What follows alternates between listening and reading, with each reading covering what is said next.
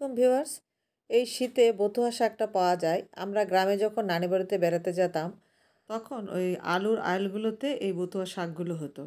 তো খালারা বা আমাদের খালাতো ভাই বোন বা মামাতো যারা ভাই বোন যারা ছিল তাদের সবাই মিলে যেতাম বিকালের দিকে এই বথুয়া শাকটা তোলার জন্য। এটা তুলতে খুবই মজা লাগতো। তো এই শাকটা খেতেও খুবই ভালো এবং এই শাকটা একটা উপকারী শাক। আমি আজকে এই শাকের ভর্তা তৈরি করে দেখাবো। প্রথমে শাকটা নিলাম, দিচ্ছি লবণ, দিচ্ছি কাঁচামরিচ,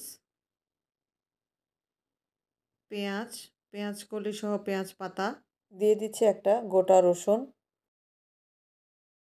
আলু, ছোট ছোট আলু দিয়েছি, আর দিয়েছি টাকি মাছ, হলুদের গুঁড়ি, রান্নার সয়াবিন তেল।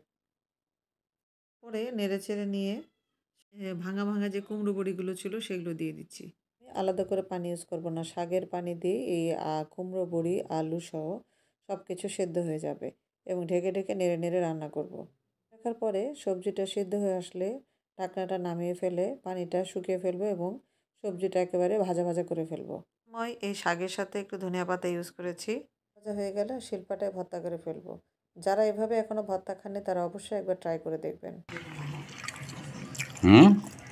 হেভি হয়েছে, আসলে ভালো হয়েছে।